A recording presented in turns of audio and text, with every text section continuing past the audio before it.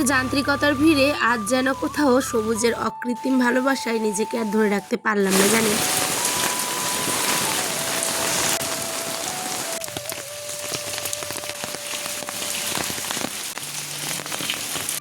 গ্রামের কাঁচামাটির গন্ধ, মেঘে ঢাকা আকাশ, আর সাথে হচ্ছে ঝিঝি পোকার ডাক। বুঝতেই পারছেন, না বলার কিছুই নেই আজকে দিনটা কিভাবে কাটছে। সকালে এই গ্রাম বাংলার বৃষ্টি যেন নতুন শুরুর সূচনা করে, জানেন। এই যে বড়ই শান্তির জায়গা। ব্যাংকটার অবস্থা দেখো, মুষলধারে হচ্ছে বৃষ্টির ব্যাংকটা কোথায় এসে আশ্রয় নিয়েছে দেখো আমার সবজির ডালাতে। ঝিরিঝিরি বৃষ্টি আর মুচমুচে পাঁপড়, বুঝতেই পারছেন ঠিক দিনটা আজ শুরুটা কিভাবে করলাম। আর সাথেও যদি হয় এক থালা গরম ভাত আর একটুখানি তরকারি, তাহলে তো জমে পুরো ক্ষীর। গ্রাম বাংলায় থাকার যে এক অন্যরকমের স্বাদ, তা শুধুমাত্র যারা থাকে তারাই বুঝতে পারবে। হ্যালো বন্ধুরা, গুড মর্নিং, সুপ্রভাত সবাইকে। আজ নতুন একটা দিন থেকে নতুন একটা ব্লগ শুরু করছি। আজ হচ্ছে সোমবার, সকাল বাজে এখন 8টা। দেখো মেঘের কি অবস্থা, পুরো মুষলধারে বৃষ্টি পড়েছে। আর এই যে দেখো এখনও টিপটিপ করে বৃষ্টি কিন্তু পড়ছে। অন ক্যামেরা কতটা বুঝতে পারছো জানি না, কিন্তু অনেকটা বৃষ্টি কিন্তু রাত্রে পড়েছে। এখন অন্ধকার হয়ে আছে। জমা হয়েছে আমার এক চেয়ার ভর্তি কাপড়, এগুলো সব শুকোতে দেবো। কিন্তু যেহেতু গাড়িটা এখানে, স্কুটিটা চার্জটা এটাকে খুলে দিয়েছি, ঠিক আছে। দেখ পর্দাটাকে সরিয়ে দিই, দেখো কি অবস্থা। গ্রামের বৃষ্টি মানেই একটা অন্যরকমের আনন্দ, শান্তি বলতে পারেন।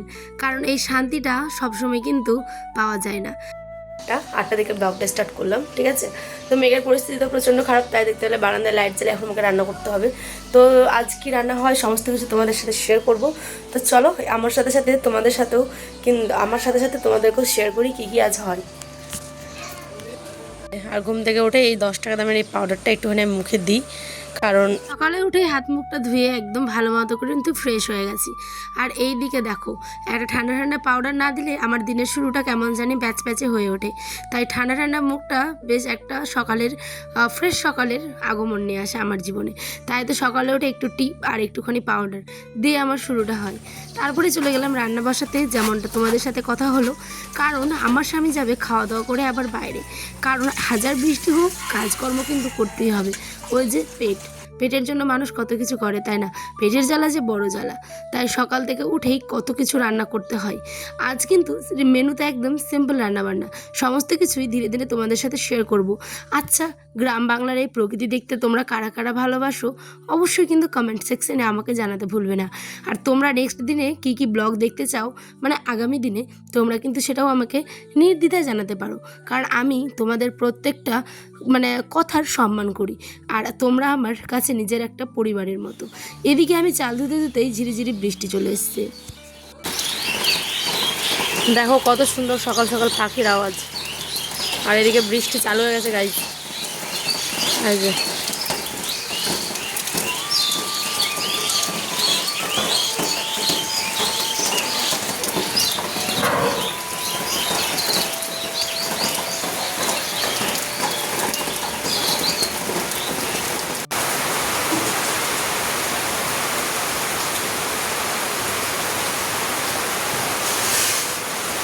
ব্যাংকটার অবস্থা দেখো, মুষলধারে হচ্ছে বৃষ্টির ব্যাংকটা কোথায় এসে আশ্রয় নিয়েছে দেখো আমার সবজির ডালাতে। কি অবস্থা। ও মা, যা আচ্ছা আচ্ছা, দেখো দেখো দেখো, যা যা যা যা।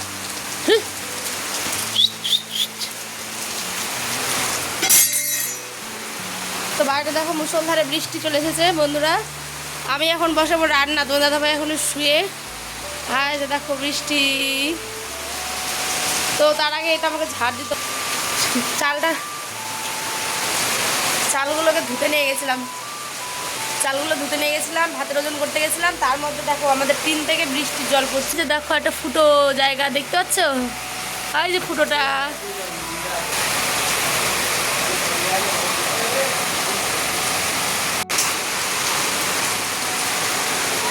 এখান থেকে নিয়ে চালু করে, আর যেখানে জল পড়ছে দেখো কি অবস্থা।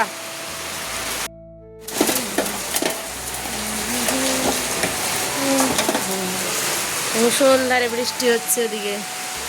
আমি এখন গ্যাস মুছছি, কারণ রান্না বান্না করার পরে কিন্তু গ্যাসটা দেখো নোংরা হয়ে গেছিলো রাত্রেই, তাই এটাকে এখন মুছে নিচ্ছি। ভাত করতে হবে, শাক ভাজা করতে হবে, পটল আলু তরকারি করতে হবে, পাঁপড় ভাজা করতে হবে। দেখো, বৃষ্টির দিনে পশু পাখি বলো কিংবা মানুষ, প্রত্যেকে চাই মাথা গোজার ঠাঁই। আর এই ঠাঁইটাই আজ আমার কাছে এসেছে, নিতে হচ্ছে একটা ছোট্ট মিষ্টি কোনো ব্যাঙ। আচ্ছা, গ্রামে তোমরা দেখেছো হয়তো সোনা ব্যাঙ আর কোনো ব্যাঙ, দুই রকমের ব্যাঙ হয়। সোনা ব্যাঙ কিন্তু সচরাচর জলের মধ্যেই থাকে, কিন্তু কোনো ব্যাঙ সবসময় ভালো একটা নিরাপদ আশ্রয় চায়।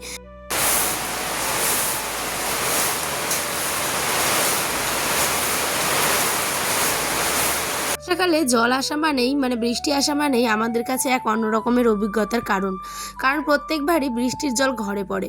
আর টিনগুলো যেহেতু এগুলো বহু পুরনো, আমার ঠিক বিয়ের অনেক আগের, আয়নার জন্মের আগের, বিয়ের বলছি কেন, জন্মের আগের। তোমরা দেখতে পাচ্ছ, দেখো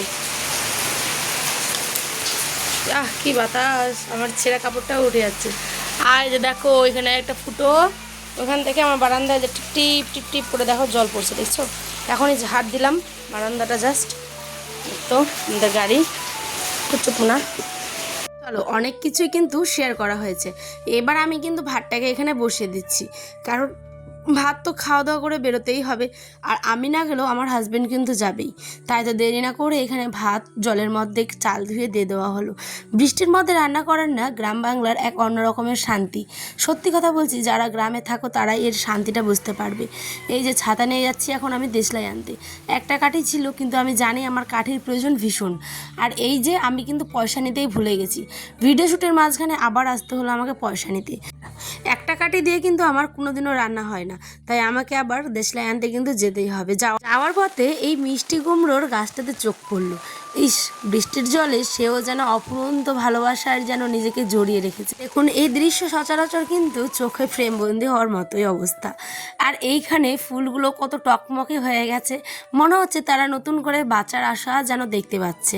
বৃষ্টির জলেই পাতায় পড়ার যে একটা অন্যরকমের শান্তি, শুধুমাত্র যারা শোনে বা দেখে তারাই এটা ফিল করতে পারবে। শহরের যান্ত্রিকতার ভিড়ে কিন্তু এই দুনিয়ার অনেক কিছুই বিলুপ্ত হয়ে যাচ্ছে, কিন্তু গ্রামের পরিবেশের মতো শান্তি এই পৃথিবীর কোথাও নেই।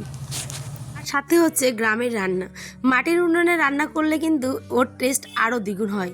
কিন্তু আমার উঠোনটা যেহেতু উঠোনের মাঝখানে, আমার আঁকাটা যেহেতু উঠোনের মাঝখানে, সেই কারণে কিন্তু আমি অসহায়, চাইলেও তোমাদের সাথে শেয়ার করতে পারি না। কি অদ্ভুত, তাই না? জীবনটা আরও কত রকম যে আমার পরিস্থিতি দিয়ে কাটবে শুধুমাত্র আমি জানি। এখানে পটল আর আলু কান্তু কাটছি আমি, কারণ মুসুর ডাল দিয়ে পটল আলুর একটা তরকারি করব, আর করব হচ্ছে পাঁপড় ভাজা। হাজার ঝড় বৃষ্টি হলেও আমাদের এই রান্নাটুকু কিন্তু করতেই হয়, নইলে স্বামী সন্তান বা আমরা খাবো কি, তাই না? তাই দেখো এখানটায় আমি কিন্তু সবজিগুলো ধুতে আসলাম একটা ছাতা নিয়ে, সেও বা ভাঙা, এটা ছাতাও ভেঙে গেছে। ওই যে একটা ভিডিওতে দেখেছিলাম ভাঙা ছাতাটা আমার হাত ফুটা করেছে, সেই ভিডিওটাই। চলো, এদিকে ভাতটাও কিন্তু হয়ে গেছে, দেখো তো কত সুন্দর লাগছে, তাই না? এই ভাতগুলো কিন্তু মোটা চালের, আর মোটা চালের ভাত খেতে কিন্তু দুর্দান্ত লাগে। এবার ডালটাকেও ভালো করে ধুয়ে নিচ্ছি, দিয়ে কিন্তু আমি এবার বসিয়ে দেবো হচ্ছে প্রেসারে। একসাথে ডাল, আলু আর পটল ধুয়ে নিয়ে কিন্তু বসিয়ে দেবো প্রেসারে সেদ্ধ হতে, হলুদ আর একটুখানি লবণ দিয়ে।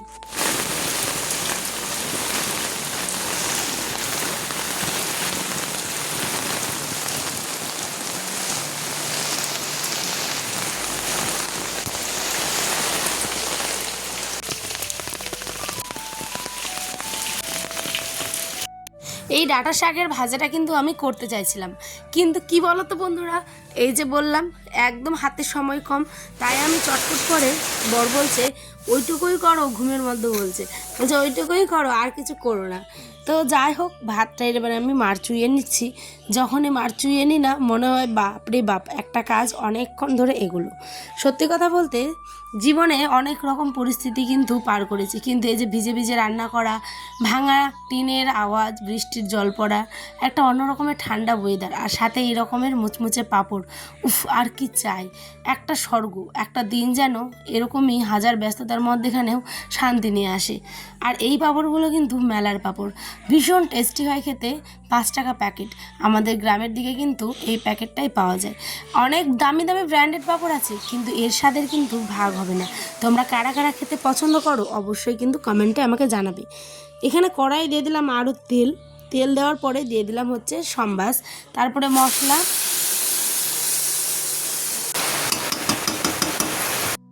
রান্না বান্না এবার শেষ। ভালো করে বারান্দাটাকে আবারও কিন্তু আমি ঝাড় দিয়ে নিব, গাছটাকেও মুছে নিলাম।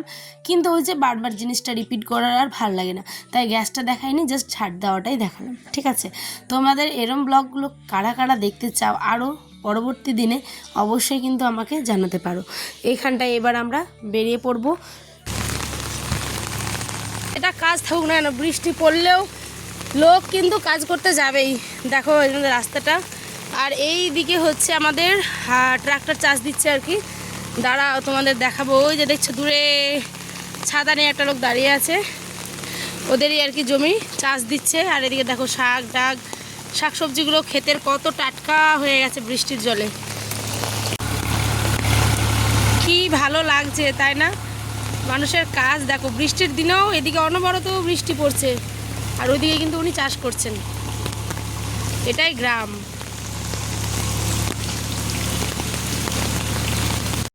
9টা বাজে 15, এখনো বিছানা থেকেই উঠেনি। এই ছেলে আমার ব্রাশ করছে, দেখো পারছো? এই দেখো আয়ার নিজে থেকে ব্রাশ করে। করো করো, ব্রাশটা করো করো।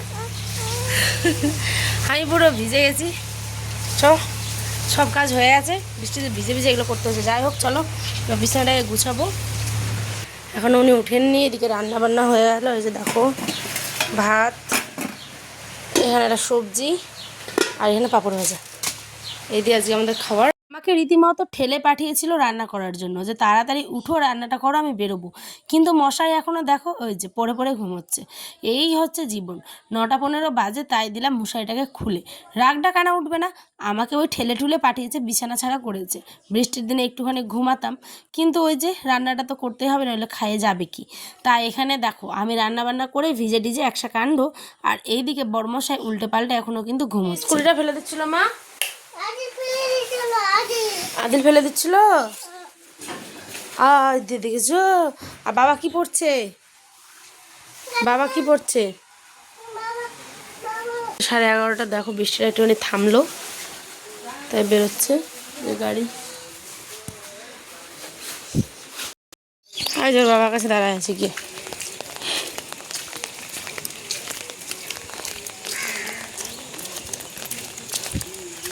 সব নিয়েছে মোবাইল টোবাইল। আসো নামো।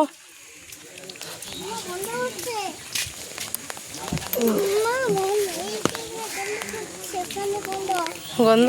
ঝড় বৃষ্টি হোক কিংবা গরম কিংবা ঠান্ডা, বেরোতে কিন্তু হবেই, কারণ দিনের শেষে কিন্তু মাসে খরচাটা নিজেরকাই করতে হয়, তাই না? নিজেদের। তো সেই জন্য লাগে টাকা, আর টাকাটা লাগে ইনকাম করতে হয় তারপরেই। তো সেই কারণে প্রতিদিনই কিন্তু বেরোতে হয়। এখন আয়ন যাচ্ছে 10 টাকা নিয়ে গুটি গুটি পায়ে, দেখো একটা আমাদের পাড়ার দোকানে। বৃষ্টি পড়লেও এই দোকানটাতে লোকগুলো কিন্তু এসে থাকেই, হয়তো নিজেদের বাড়িতে আটকে রাখতে পারে না। বৃষ্টির দিনে গ্রামের এই যে চায়ের দোকানগুলোতে কিন্তু ভালোই ভিড় হয়। সত্যি কথা বলতে বাড়িতে একঘেয়েমি জীবন থেকে হয়তো ওরাও একটুখানি বেরোতে চায়, তাই না? এখানে আয়ার নিচ্ছে একটুখানি কেক খেতে, সে আবার ভীষণ পছন্দ করে। দেখেছো কত পাকা হয়েছে, 10 টাকা দিয়ে 5 টাকা আবার ব্যাগ নিয়ে নিল। এখন যাচ্ছি বাড়ির পথে। এই যে মাটির রাস্তাটাও কিন্তু একটুখানি ঢালাই করা হয়েছিল, এই ঢালাইটা কিন্তু বেশ কয়েকদিন আগেই করা হয়েছে, তার মধ্যেই ভেঙে যেতে শুরু করেছে। তারপরে আমরা এখন বাড়ির পথে, চলো বাড়িতেও চলে আসলাম। এখন আমি আর ছেলে খাবো। তো ব্লগ কেমন লাগলো অবশ্যই জানাতে ভুলবে না, কিন্তু সারাদিন অনেক কষ্ট করে এডিট করেছি, জানাতে ভুলো না কেমন লাগলো।